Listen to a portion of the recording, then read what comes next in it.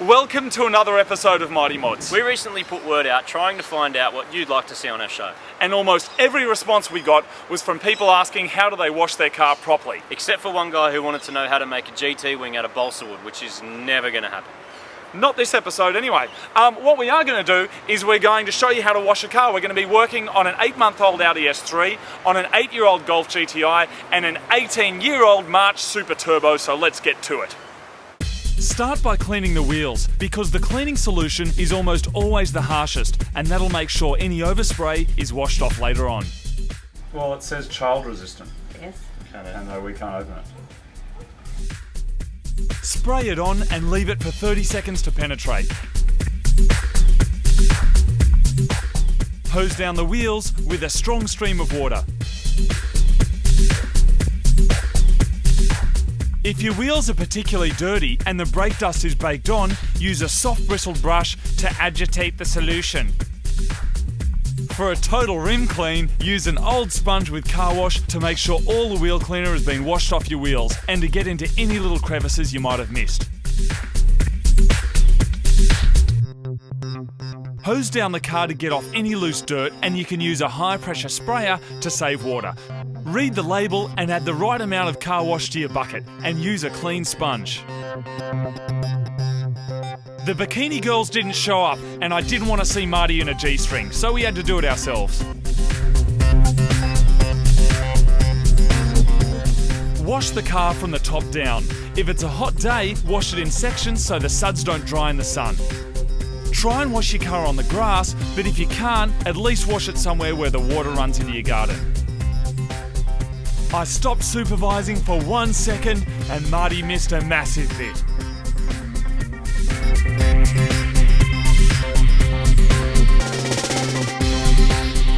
A microfiber chamois works great to dry your car. Make sure you rinse it out well before use.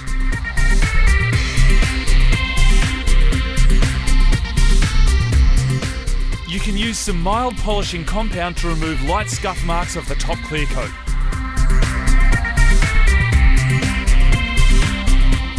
Now we only just bought this thing, so we're not going to put a whole new coat of wax on. We're going to use a spray detailer instead. Spray detailer gives you great results with minimal time and effort and is best used between waxing. Use a dry cloth on it and it polishes it up nicely. Microfiber cloth. Tyres look better when they're black.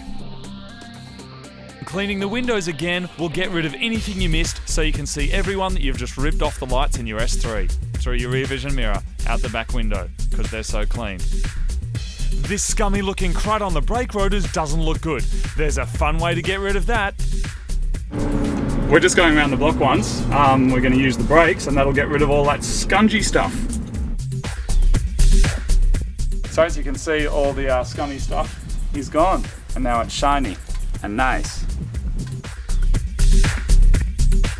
With some good product and a little bit of effort, the S3 is looking awesome. Now we're onto the Mark IV GTI. The Mark IV spends most of its time outside. Now we all know black cars show up the dirt, so we're going to pay special attention to this one. If you want to make sure you get rid of every bit of brake dust and all the dirt from your rims, then remove the wheel and clean them from the inside. We're going to do that now.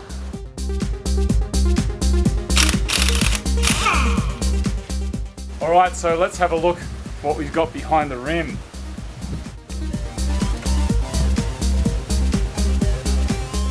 A few years of brake dust can really add up, so crack out your trusty rim clean or equivalent soapy solution and spray it all over the back of the rim.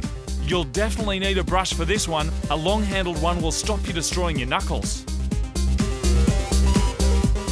And just like me, you may need to clean them twice.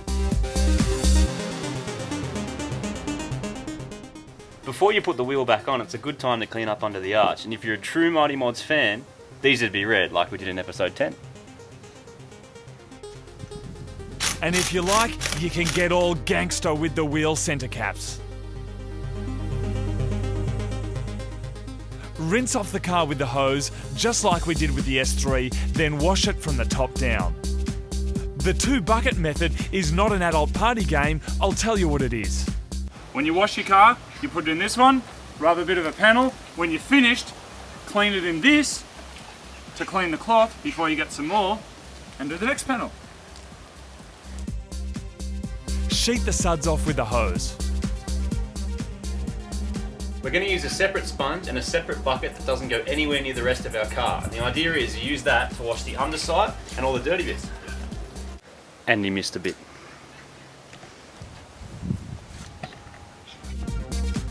I'll admit it, I did miss a bit because Marty was trying to attack me and I only had minimal protection.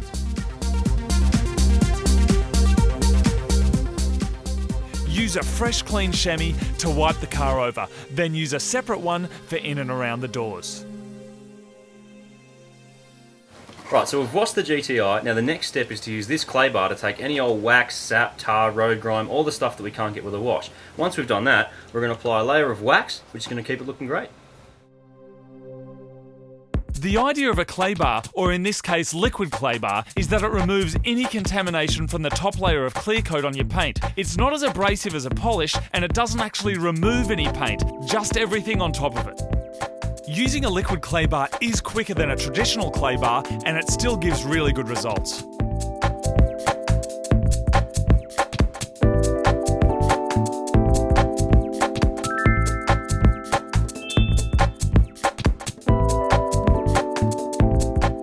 Rinse it off and make sure the car's dry. Now we're using a paste wax which is really easy to apply and should give awesome results on our black car. Apply to the paint with an applicator pad using small circular motions. Buff off the wax with a microfiber cloth, turning it regularly. If possible, use a second clean one for your final buff.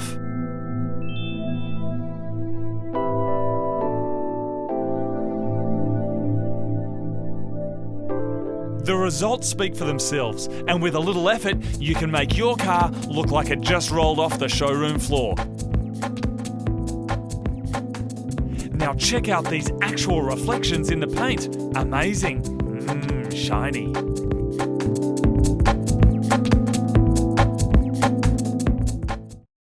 Okay, time to get really serious. Now our March Super Turbo is an awesome car, but it's also super filthy. And right now, it's dirtier than a truck stop dunny. It's covered in all sorts of crap. I was in preschool right about the time they were putting the paint on this car in Japan. That means the pigeon that crapped on this car today, well, his great-great-great-great-grand pigeon crapped on it 17 years ago. Like the other two cars, give the car a wash, starting with the wheels. Dry the car off and dry it well, because there's nothing more annoying than water running through your polish. We're going to use an orbital buffer, which is much quicker and easier on the arms than doing it by hand. The polishing compound we're using is actually removing a thin layer of clear coat along with any dirt and grime that's stuck to it. Spread the compound either onto the pad or the paint. We found we made much less mess applying it directly. Now it is possible to burn through your paint and damage it with one of these tools, so practice on an old panel if it's your first time. It's a good idea to use masking tape to make sure you don't polish any areas you're not supposed to. Avoid any sharp edges as you'll shred your polishing pad.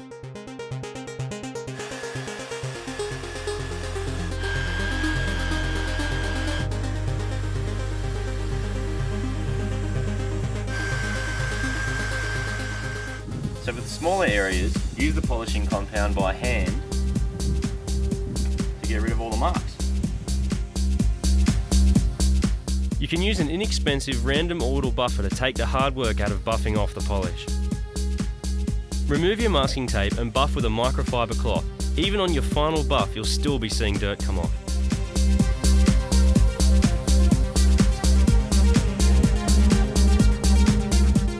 It was surprising just how good the paint on the March was under all that filth.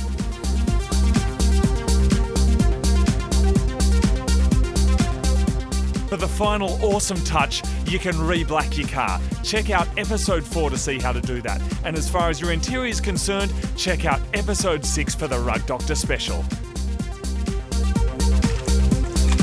So as you can see, there's many different ways to skin a cat. That's gross, dude. Professional detailers have the tools, the experience and the products to make your car look awesome. But if you've got a bit of time, it's possible to get really good results at home, particularly if you've got the right products. Speaking of which, we want to say a big thanks to Turtle Wax for helping us out with this episode.